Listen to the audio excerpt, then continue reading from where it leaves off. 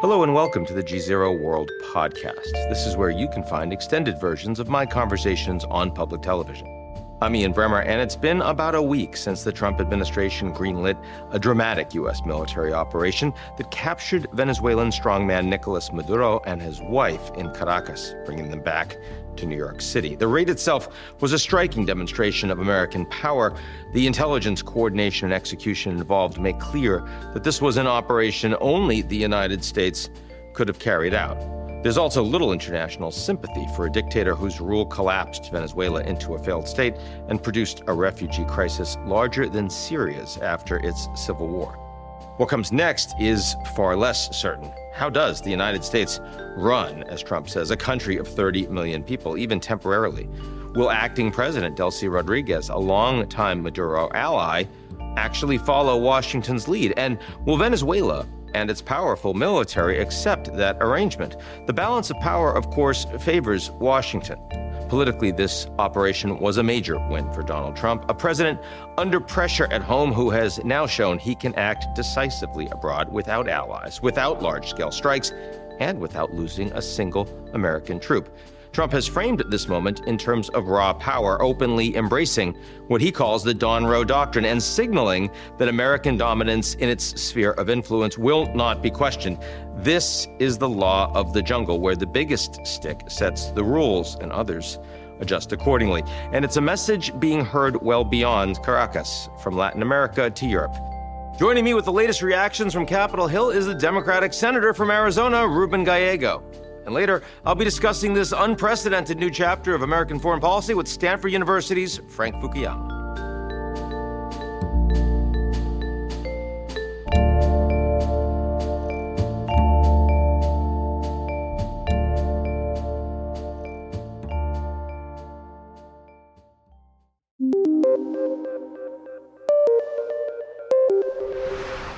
Ruben Gallego, welcome to GZERO World. Thanks for having me. Hey, so a lot on Venezuela, of course. I guess I wanted to start by saying that in the last couple of days, I've seen that the Republicans publicly seem to be close to in lockstep with President Trump. I'm wondering, behind the scenes, are you hearing anything different from your colleagues in the Senate across the aisle? I think what I'm hearing is mostly a wait and see. I think they, because of the limited scope of what occurred there, they don't want to go sideways with the president, except for maybe a few. But now that totally changes if there's more troops on the ground, there's more action, there's a lot of things that I think could potentially start drawing some of these more moderate to rational Republicans to kind of join us in trying to, stop the presidency from going overboard. What have you learned since the attacks from the White House about their plans for Venezuela going forward? That there really isn't a plan. They're kind of just, playing this as it goes, which is very scary that they're doing that. They're hoping that the vice president, the newly installed new dictator there, is going to be able to still hold control over the country while at the same time negotiate in good faith with the White House. And I just don't think that's it's going to play out as well as they think it is.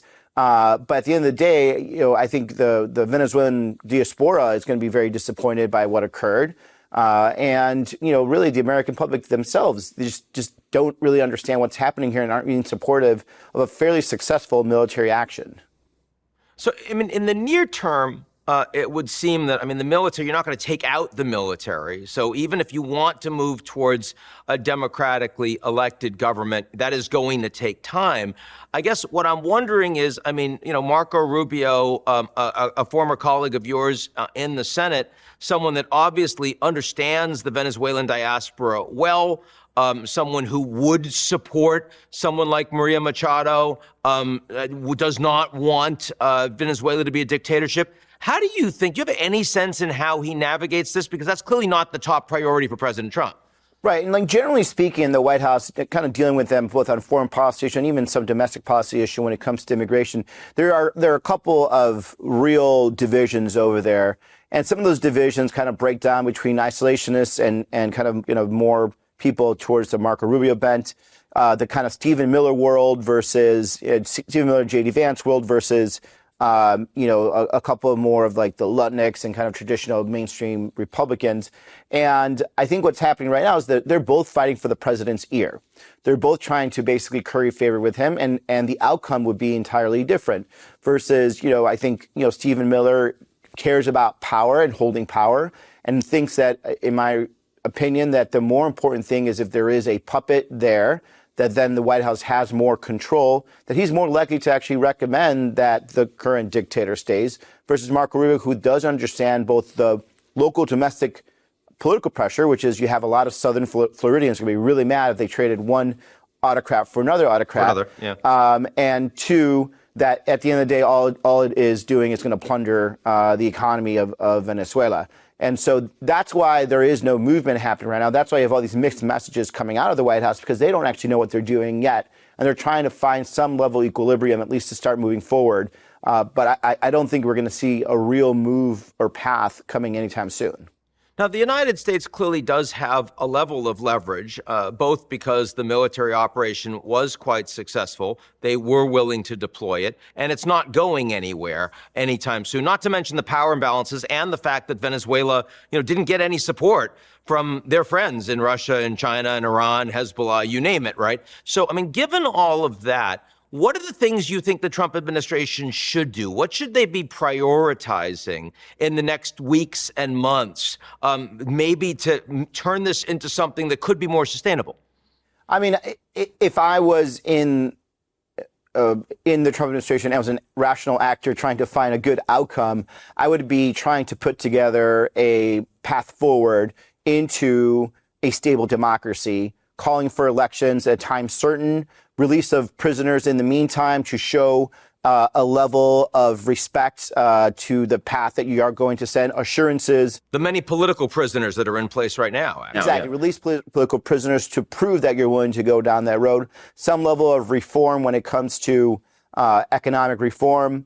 I would do like some kind of, economic agreement with the United States. All these things that could actually, set a really good tone and potentially avoid conflict. That's what I would do if I was Venezuela. The problem is I'm not sure Venezuela understands where the motivation, the interest, and the rationale is coming from the White House. So they may not be able to really gauge what is the right outcome out of this.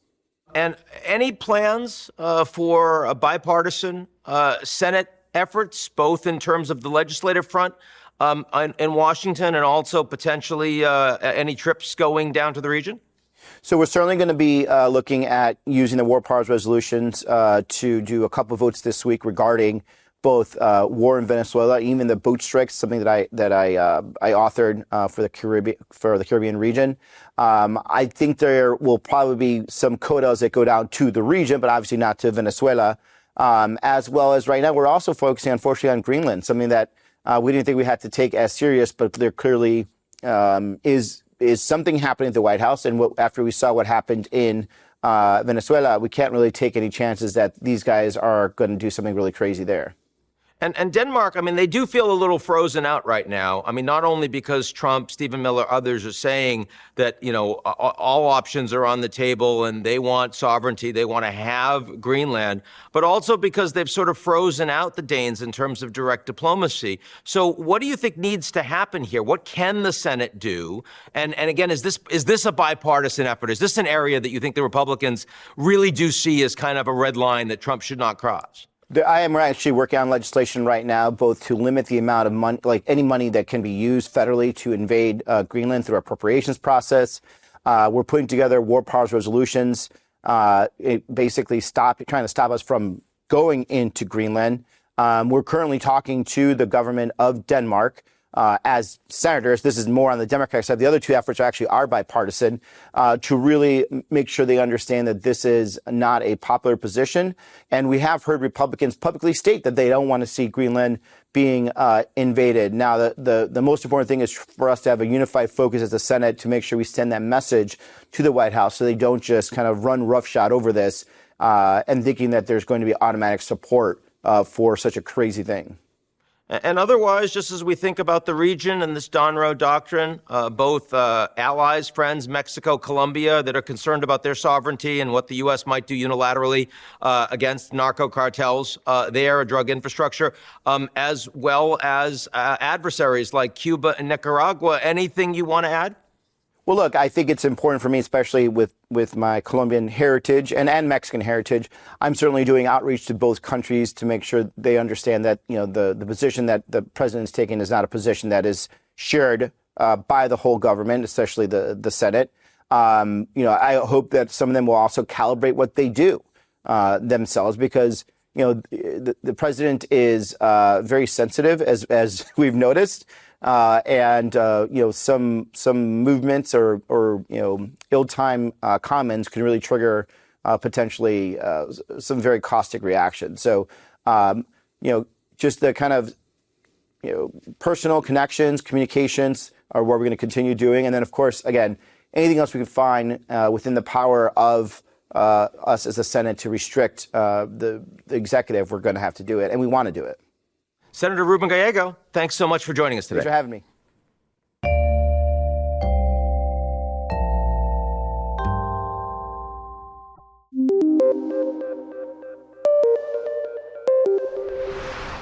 Joining me now to discuss what this all means for the region and the world is a man who wrote a little book about the end of history, and yes, with a lot of awareness of just how much history was still to come, Stanford University's Frank Fukuyama. Frank Fukuyama, Stanford University. Good to see you, my friend. Good to see you, Ian. So maybe start with the Donroe Doctrine before we dive into Venezuela. When you hear that expression of U.S. foreign policy, how does it strike you? Well, it worries me a lot because American interests are not restricted to the Western Hemisphere. Even if they were, the assertion of dominance over everybody else in the hemisphere by the United States is not a good look for American foreign policy. But it also means a downgrading of Europe and Asia, where we have extremely big interests and a lot of big threats potentially. And it worries me that if we get too sucked into and preoccupied with our hemisphere, that we're going to let things slide elsewhere in the world. Do you think America is downgrading its interests in other parts of the world? I mean, there's been a really big military sale to Taiwan. The U.S. is certainly engaged on Iran these days and with the Israelis and the Gulf states and the like. I mean, how do you consider it? Well, certainly the national security doctrine laid out pretty explicitly, that downgrading. It did not mention Russia or China as threats that we had to deal with, and they're the big hegemons in their respective regions. So certainly rhetorically, we've downgraded. The other thing is that so much of the Trump foreign policy has been driven, I think, more by personal interest on the part of the president than by any kind of coherent strategy. I think in that respect, the attack on the Iranian nuclear enrichment plant was an unfortunate example, because I think it demonstrated to the president that you could do a quick in and out strike, it'll be effective, and you can claim a victory. And he did this with Maduro in capturing the president of a sovereign country.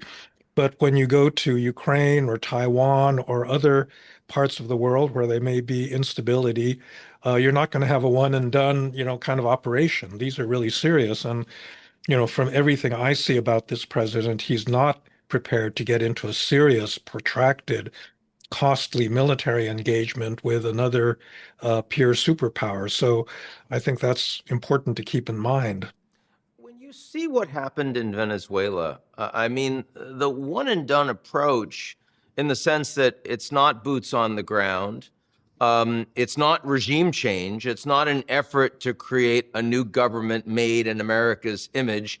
It is a spectacular military operation. Maduro is out. Most people are not particularly shedding tears over that. If Trump were to leave it at that, would you consider that successful or not particularly? No, I would say not particularly, because more than other leaders, the Venezuelan authoritarian regime does not revolve around Nicolás Maduro. If you took Putin out or Xi out, you'd have very different situations. But, he was just a front man for a broader, in a way, criminal conspiracy, and that conspiracy is still there. And so there's still going to be drug running, and there's still going to be human rights violations, and there's still going to be, support for Iran and China. So I don't think you've solved the problem at all. And then furthermore, if you really thought about domestic American interests, one of the most important ones is refugees. 8 million Venezuelans have left the 8 million. country. Yes. A lot of them are in the United States, and a lot of these refugees that Donald Trump doesn't like actually would like to go home to Venezuela. And unless you create the conditions where they felt safe to do so, they're not gonna budge. So no, I don't think it's going to be a big success if they just leave at this point. So what do they now need to do? Because clearly the conditions are not in place to have democratic elections tomorrow, and you couldn't get rid of the military overnight even if you wanted to. Clearly there are differences in how important democratic elections are to, say, Marco Rubio than they would be for President Trump. But if you were advising them, and I know that you've had a lot of contact with the Democratic opposition in Venezuela of late there at Stanford, what would you be saying? Well, I think that in the short run, they don't have any choice but to work with Delcy Rodriguez, the now the president, Acting president, yeah. acting president, because they do need, stability in the short run. But with the blockade of oil that we are imposing on them, their economy is going to collapse. I mean, it's already in horrible shape, but they're not going to be able to feed their own people in a few short weeks, and that could lead to some very, very serious social instability, and you could get defections of officers within the regime who are just saying we can't handle this situation. And in that situation, it may be the case that, maybe the Democratic opposition may look a little bit more appealing because, what you need in these, and let's not kid ourselves, this is a nation building exercise. You're trying to refound a country and you're trying to do it by remote control from Washington. But, what's fundamental, and I think what we learned in Iraq and Afghanistan is legitimacy is important. You have to have a government, and then it has to be a government that people are willing to obey, whose laws, mean something to people. And that's the point at which, maybe even Donald Trump may come around to thinking, yeah, maybe we do need a democratically legitimated leader. But that's something that's going to take a while to develop.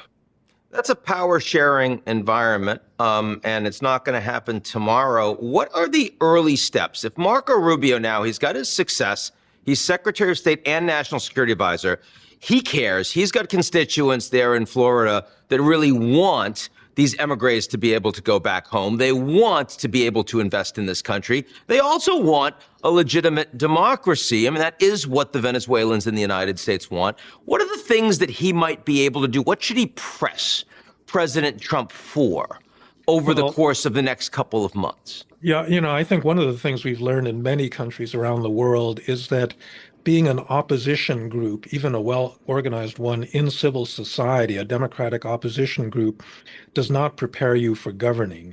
And a lot of the unfortunately, a lot of the failures in the last couple of decades have been, taking power when you're not really ready to do this. So there's a lot of preparation that needs to be done on the part of the Democratic opposition. Who's going to occupy these different ministerial posts?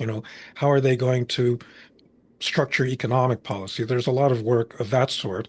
I think that actually we've got a lot of leverage that we could exercise over the existing regime to keep it, if the goal is actually at some point to have democratic elections, they also have to be prepared to accept, let's say international observers, and we got to start talking to them about, what our expectations are if we're not going to hit them a second time or, capture more of their leaders. Beyond that, though, I would say that, as a student of nation building exercises, you cannot plan these things, terribly well in advance because they always go sideways at some point in ways that you're not expecting. And I think the expectation that you can plan these things is a danger. You have to be much more improvisational as we go along. So we'll see. This administration does not give me a lot of confidence that they know what they're doing. But for the sake of the Venezuelan people, I hope they actually can see a way through this. Uh, it's interesting. So on the one hand, there's been almost no planning about what kind of a government you would have in Venezuela and what they should be doing. On the other hand, there's been an extraordinary amount of planning over the last 6 months into making sure that this military operation had not only suitable planning, but also had the intelligence to support it, the people on the ground inside Caracas providing support. And I mean, no American servicemen or women died during the operation. I mean, legitimately, the kind of thing that the Russians, the Chinese couldn't even dream of pulling off. How do you think the Trump administration can execute so incredibly well on such a complicated and difficult military operation, and yet, for you and others to have so little confidence that they can get it right diplomatically? Well, look, this has been true not just in the Trump administration, but for many previous administrations. The U.S. military is really good. When they do an operation, they sit down, they have a lessons learned exercise, they make changes in doctrine, in force structure, in training, all of these things. They do this extraordinarily well. The civilian side, they don't. The State Department has never held a lessons learned exercise as far as I can see in terms of trying to do it better the next time. At the time of the Afghanistan and Iraq interventions, I was heavily involved in all of the discussions of how do you prepare for the next nation building exercise, because we don't have a government structure that actually can coordinate all the different ministries. The Justice Department has to do rule of law reform, the Treasury Department has to stabilize the currency, and there's a huge coordination job that we did not really do well at all especially in Iraq. And, at the time we thought maybe we need a standing capacity to do this sort of thing. And it never happened. And so here we are basically having to learn the same damn lessons over and over again. The military, on the other hand, is a really good institution that really learns, and it keeps an institutional memory of how to do these sorts of things. As we look across outside of Venezuela, across the Western Hemisphere, broadly defined, we can include Greenland since Trump obviously does. If this is going to be a core priority for the Trump administration, and the Americans have more military capability, and the Chinese are dominant economically, commercially, trade-wise in most of these countries, and that's not going to change anytime soon. What are the kinds of things that the Trump administration should be looking at? What do you think the things are they are likely to look at going forward? Well, what worries me is the one and done scenario is going to be reenacted in other countries. Trump has accused President Petro in Colombia of being he's not a drug dealer. He's not a Nicolás Maduro. He's a legitimately elected president. I happen to not like his politics very well. He's the first leftist president that Colombia has ever elected, but he's a legitimate president. And I mean, they're about to have elections, and a right-wing president's likely to come in. So you can that's wait right. a few months, can't you? Yeah. But I'm afraid that Trump, has now got this bug that, he's got. I mean, I sort of liken it to a 10-year-old boy that suddenly finds a flamethrower in his backyard, and he says, "Wow, look at what I can do with this."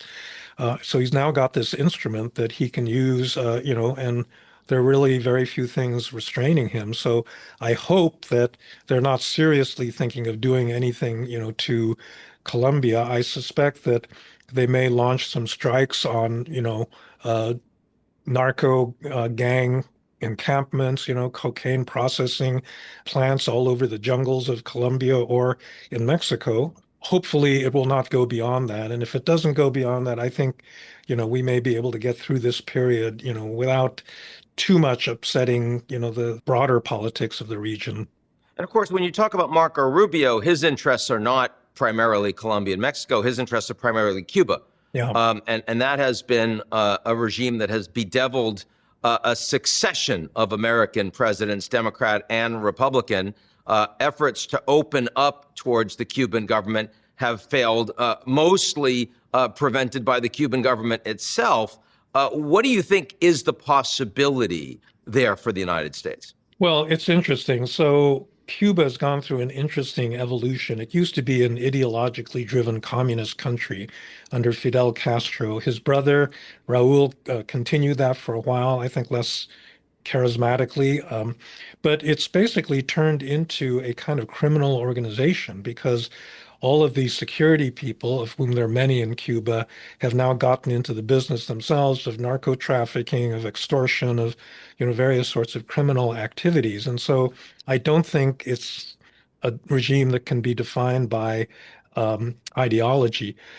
Now, there's a really interesting thing that's about to happen, which is this oil blockade.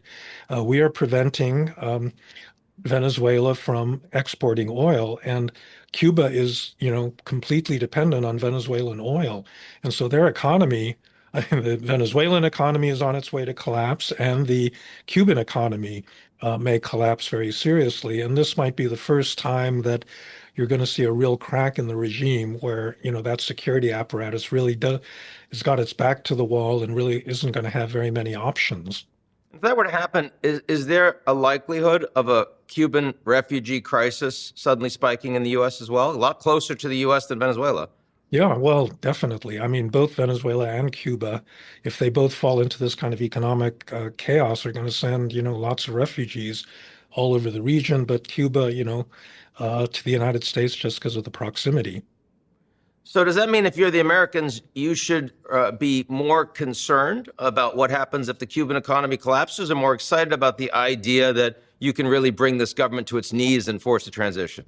It kind of depends on how messy these things get. I think that one of the other lessons that I take away from earlier nation building exercises is that you always have mission creep. That you start thinking that you can get things done by a quick strike. You discover that actually things are more complicated than that. And so you decide, well, we have to stabilize Cuba, and we can't really do that without putting people there. Same thing with Venezuela. And so before you know it, you're up to your neck in trying to control the politics of these two different countries. The American people, the problem with the American, I don't know, it's probably a virtue actually. The American people can tolerate this kind of an action for 2, 3, 4 years. But if it continues and it gets messy, I actually put the timing at about 4 years, the length of a presidential administration, because one administration gets you into this kind of mess, and then 4 years later, you're still in the mess. And then people get really upset and they say, what the hell are we still doing here? That was true in Vietnam. It was true in Nicaragua. It was true in a lot of other places, Afghanistan. But eventually we got tired of it. And so I think that that's really the political calculation. In the short run, a seemingly successful operation gets you a lot of plaudits. And that capital, that political capital, then begins to deplete pretty quickly the longer it goes on. The Russians, of course, very openly critical of what just transpired in Venezuela, but they're not doing anything about it that I can see. The Chinese were shocked. They're very critical. They're not doing anything about it, supporting their friends in Venezuela. The Europeans, not even particularly critical, more cautious, and monitoring the situation makes them look a lot weak. Should other countries in the world that are, that find stability useful, at least, and most of them do, should they be acting differently in this environment? Well, yeah, I think so. I mean, we haven't talked about imperialism yet, because, in fact, Stephen Miller managed to be pretty open, or say the quiet part out loud. On Greenland, you mean? On Greenland, yeah. Yes. So this is not the end of, these foreign adventures on the part of this administration. You've got Colombia, Mexico, Greenland. They haven't talked about Panama recently, but that's another possible target of an expansionist American foreign policy. In the case of Greenland, well, it can really kill NATO if the dominant NATO ally that has always been the adult in the room with, the NATO allies itself becomes a major threat to other NATO allies. Like you just imagine Article 5 that pledges every NATO member to come to the aid of any other NATO member that's attacked. What if one of them is attacked by another NATO member? So they're obviously not going to band together to fight the United States. And I just think that'll be the end of NATO. What's the Now, point of that an alliance? implies that the United States were to send troops and invade Greenland, which I think is quite unlikely. And you've also heard Stephen Miller say that that's not going to happen. Again, people are reading different things into it, but it strikes me that the Americans are more likely to take a page from the Russian book here, not with Ukraine, but the asymmetric warfare where they use information campaigns, sort of they use influence operations, a little bit of espionage, some carrots too. I mean, if the United States goes more that route, refuses to negotiate with Denmark, but is engaging directly at Greenland, and they want it, and they're trying to use their influence, but it's not like they're invading. Well, at that point, that's not the end of NATO. It's really hard for the Europeans to respond to that. No, it's very hard. And I think that ultimately they're not going to be able to resist that kind of activity because, the U.S. is just too powerful and it's got too many instruments by which it can do this sort of influence. But it's certainly going to set some terrible precedents. The United States just wants to control this territory, and it's going to do it regardless of international law, prior agreements, treaties, whatnot. And again, this is the problem that spheres of influence kind of worldview allows the other spheres, Europe and Asia, to be dominated by their local hegemonic power. And, that's not good for world peace. I mean, we haven't really talked about norms, but what we have seen is that a lot of the norms that people have presumed exist and are strong and will continue, either Americans presuming them about the way their political system works, or allies presuming them about the way the United States will behave, turn out to be rather less robust than they had initially believed. And so what does it mean if you have a United States, the world's most powerful country, that simply rips up norms? Does that mean that Greenland just becomes American? I mean, if you put your crystal ball on, and you've spoken a lot about where you think the world is heading over your storied career, where do you think the world is likely to be geopolitically in 5 years' time? Well, you can imagine some really bad outcomes, and you can imagine some okay outcomes. I think that if Trump weakens domestically, and there's already some signs that that's beginning to happen, maybe he will be forced to pull back. If you get a Democratic victory in November that retakes the House for the Democrats, it's going to, put some brakes on Trump, although less in foreign policy than in other areas. But the downside is really bad. Ukraine could fall to Russia. I mean, the whole of Ukraine and not just the Donbass. China could, I think, less a full-scale invasion, but they could throw a blockade around Taiwan. They've been holding exercises to practice that sort of thing. And at that point, the United States isn't going to do one of these one and done things. These are really serious military rivals, and the U.S. is going to have to decide whether it's in or out. And under this president, I just can't imagine that he's going to be willing to risk, a big war with a big superpower.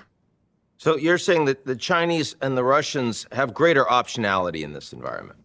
I think the Russians, could end up dominating Ukraine and then move on to other targets in Europe, Georgia, Moldova, the Baltics. And I think China could reincorporate Taiwan.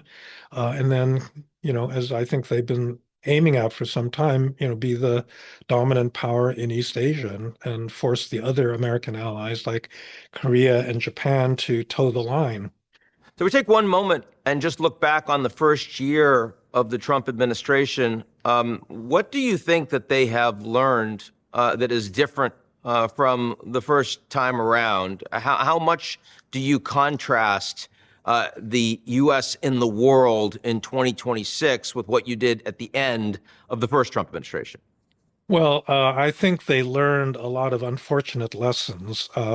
Trump in his first term was pretty constrained by the various advisors he had from doing things like leaving NATO and, and the like. But this time around, as we were saying earlier, I think he's discovered that he's got this very powerful military instrument at his command. Unlike in domestic politics, he can use that instrument anywhere he wants, and he can get away with it because there is no international law that's enforceable the way domestic law is. And I think that that's really, the new element in foreign policy is a very narcissistic president discovers that he's got these powers that he didn't fully exercise and may not even have realized he had, and now, is interested in trying to use it elsewhere. Frank Fukuyama, it's always a pleasure to talk to you. I wish it were a cheerier subject, but good to talk to you, Ian. That's it for today's edition of the GZERO World Podcast. Do you like what you heard? Of course you do. Why not make it official? Why don't you rate and review GZERO World? 5 stars, only 5 stars, otherwise don't do it. On Apple, Spotify, or wherever you get your podcasts. Tell your friends.